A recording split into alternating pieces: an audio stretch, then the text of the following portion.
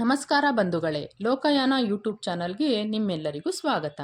ಇವತ್ತಿನ ವಿಡಿಯೋ ಏನಂದರೆ, ನಾನು ಲಾಸ್ಟ್ ವಿಡಿಯೋನಲ್ಲಿ ಹೇಳಿರೋ ಹಾಗೆ ಸಪ್ತ ಶನಿವಾರ ವ್ರತನ 7 ವಾರ ಕೂಡ ಕಂಪ್ಲೀಟ್ ಮಾಡಿದ್ದೆ ಅಲ್ವಾ. ಹಾಗೂ 8ನೇ ವಾರದ ವ್ರತನ ಎಲ್ಲಿ ಯಾವ ರೀತಿ ಮಾಡ್ತೀನಿ ಅನ್ನೋದು ಈ ವಿಡಿಯೋನಲ್ಲಿ ನಿಮ್ಮ ಜೊತೆ ಹಂಚ್ಕೊಳ್ಳೋಣ ಅಂತ ಬಂದಿದ್ದೀನಿ.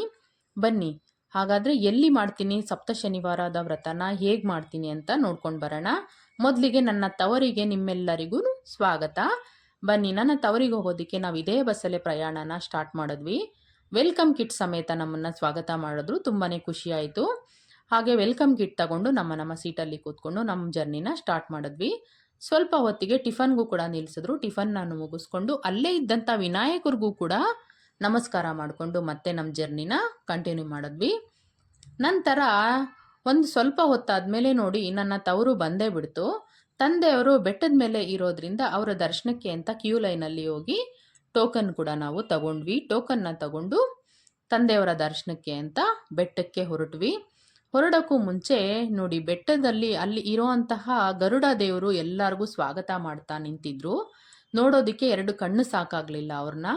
ಹಾಗೂ ಅವ್ರಿಗೆ ಕೂಡ ನಮಸ್ಕಾರ ಮಾಡಿಕೊಂಡು ಬೆಟ್ಟಕ್ಕೆ ನಮ್ಮ ಪ್ರಯಾಣನ ಸ್ಟಾರ್ಟ್ ಮಾಡಿದ್ವಿ.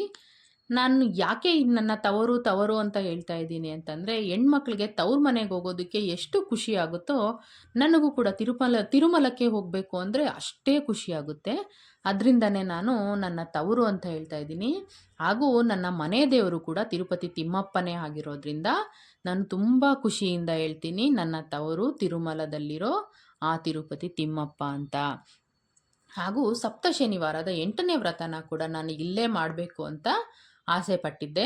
ಆ ದೇವರು ಕೂಡ ನನ್ನ ಆಸೆನ ಈಡೇರಿಸಿದ್ದಕ್ಕೆ ದೇವ್ರಿಗೂ ಕೂಡ ಕೋಟಿ ನಮಸ್ಕಾರಗಳನ್ನ ಹೇಳ್ತಾ ಸಪ್ತ ಶನಿವಾರದ 8ನೇ ವ್ರತನ ಇಲ್ಲಿ ಮುಗಿಸೋಣ ಅಂತ ಬಂದಿದ್ದೀನಿ. ಹಾಗೂ ನನಗೆ ಫಸ್ಟು ಯಾವುದೇ ರೀತಿ ಐಡಿಯಾ ಇರಲಿಲ್ಲ. ಮಾಡ್ಬೋದೋ ಮಾಡಬಾರ್ದೋ, ಯಾರಾದರೂ ಏನಾದರೂ ಹೇಳ್ತಾರ ಅನ್ನೋ ಗೊಂದಲ ಕೂಡ ಮನಸ್ಸಲ್ಲಿ ಇತ್ತು. ಸ್ವಲ್ಪ ಭಯನೂ ಇತ್ತು.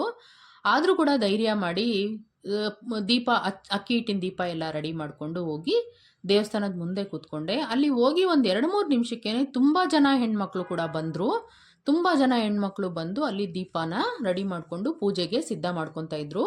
ಎಲ್ಲರನ್ನೂ ನೋಡ್ಬಿಟ್ಟು ನನಗಂತೂ ತುಂಬಾ ಖುಷಿ ಆಯಿತು. ನನಗೆ ಇಷ್ಟು ಜನ ಬಂದು ದೀಪ ಹಚ್ತಾರೆ ಅಂತ ಗೊತ್ತೇ ಇರಲಿಲ್ಲ. ಫಸ್ಟ್ ಟೈಮು ನಾನು ಕೂಡ ದೀಪ ಹಚ್ತಾ ಇರೋದ್ರಿಂದ ಎಲ್ಲರನ್ನೂ ನೋಡ್ಬಿಟ್ಟು ತುಂಬ ಖುಷಿ ಆಯಿತು. ಎಲ್ಲರೂ ಎಷ್ಟು ಶ್ರದ್ಧೆ ಭಕ್ತಿಯಿಂದ ಬಂದು ಅಲ್ಲಿ ಪೂಜೆ ಮಾಡ್ತಾಯಿದ್ರು. ಹಾಗೂ ಸ್ವಲ್ಪ ಜನ ಹೆಣ್ಮಕ್ಳಂತೂ ವಾರ ಕೂಡ ಬಂದು ಅಲ್ಲಿ 7 ವಾರ ಕೂಡ ದೀಪ ಹಚ್ತಾರಂತೆ. ಅಲ್ಲಿರೋರು ನನ್ನ ಜೊತೆ ಹಂಚ್ಕೊಂಡ್ರು. ನನಗೆ ಕೇಳಿ ತುಂಬಾ ಖುಷಿ ಆಯಿತು. 7 ವಾರ ಕೂಡ ಬೆಟ್ಟಕ್ಕೆ ಬಂದು ದೀಪ ಹಚ್ಚೋದು ಅಂತಂದರೆ ಆ ತಂದೆ ಆಶೀರ್ವಾದ ಇಲ್ಲದೆ ಯಾವುದು ಕೂಡ ಆಗಲ್ಲ. ಅವ್ರಿಗೆಲ್ಲ ಒಳ್ಳೆಯದಾಗಲಿ ಅಂತ ಕೂಡ ಈ ವಿಡಿಯೋನಲ್ಲಿ ಕೇಳ್ಕೊತೀನಿ.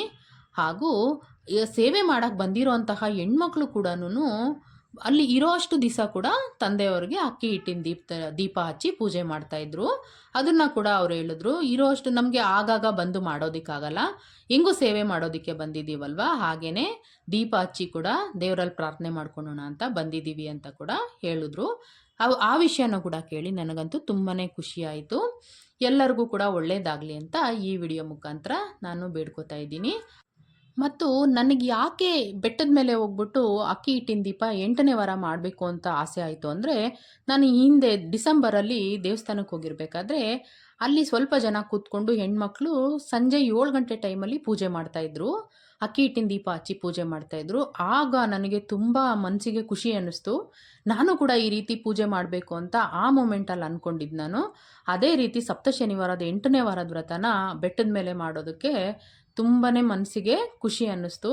ಆ ದೇವರು ಆ ಪೂಜೆ ಮಾಡೋದಕ್ಕೆ ಅನುಕೂಲ ಮಾಡಿಕೊಟ್ಟಿದ್ದು ಕೂಡ ದೇವ್ರಿಗೂ ಕೂಡ ಕೋಟಿ ಧನ್ಯವಾದಗಳನ್ನ ಮನಸ್ಸಲ್ಲೇ ಹೇಳ್ಕೊಂಡು ಪ್ರಾರ್ಥನೆ ಮಾಡ್ತಾ ಕೂತ್ಕೊಂಡಿದ್ದೆ. ಅಷ್ಟು ಜನ ಹೆಣ್ಮಕ್ಳು ನೋಡಿ ಎಷ್ಟು ಚೆನ್ನಾಗಿ ಪೂಜೆ ಮಾಡ್ತಾಯಿದ್ರೆ. ಈ ರೀತಿ ಎಲ್ಲರ ಜೊತೆಲೂ ಕೂತ್ಕೊಂಡು ಪೂಜೆ ಮಾಡಿದ್ರೆ ತುಂಬ ಖುಷಿಯಾಗುತ್ತೆ ಅಲ್ವಾ ನಿಮ್ಗಳಿಗೂ ಕೂಡ. ನಿಮಗೂ ಯಾರಿಗಾದ್ರೂ ಈ ರೀತಿ ಮಾಡಬೇಕು ಅನ್ನೋ ಆಸೆ ಇದ್ದರೆ ನೀವು ಕೂಡ 1 ವಾರ ಬೇಕಾದರೂ ಹೋಗ್ಬಿಟ್ಟು ತಿರುಪತಿ ಬೆಟ್ಟದ ಮೇಲೆ ದೀಪ ಹಚ್ಚಿ ಬರ್ಬೋದು. 1 ದಿವಸ ದೀಪ ಹಚ್ಚಿದ್ರೂ ಕೂಡ ಅದು ದೇವ್ರಿಗೆ ಸಲ್ಲುತ್ತೆ. 7 ವಾರನೂ ಹಚ್ಚಲೇಬೇಕಂತೇನಿಲ್ಲ. ಅನುಕೂಲ ಇರೋರು, ಹತ್ರ ಇರೋರು ಹೋಗಿ 7 ವಾರ ಕೂಡ ಮಾಡ್ತಾ ಇದ್ದಾರೆ. ನೀವು ಕೂಡ ಹೋಗ್ಬಿಟ್ಟು 1 ವಾರ ಬೇಕಾದರೂ 1 ದಿವಸ ಬೇಕಾದರೂ ಹೋಗಿ ದೀಪ ಹಚ್ಚಿ ಬರ್ಬೋದು. ಮತ್ತು ಇನ್ನೊಂದು ವಿಷಯ ಹೇಳಬೇಕು ಅಂತಂದರೆ, ಅಲ್ಲಿ ಅಷ್ಟೂ ಜನನ ನಿಭಾಯಿಸ್ತಾ ಇರೋವಂತಹ TTD ಸಂಸ್ಥೆಗೆ ನಾನು ಕೋಟಿ ಧನ್ಯವಾದಗಳನ್ನ ಹೇಳ್ತೀನಿ. ಒಂದು ದಿನಕ್ಕೆ ಸಾವಿರಾರು ಜನಗಳು ಬರ್ತಾರೆ. ಅಷ್ಟೂ ಜನಗಳನ್ನ ಎಷ್ಟು ನೀಟಾಗಿ ಮೇಂಟೈನ್ ಮಾಡ್ತಾ ಇದ್ದಾರೆ.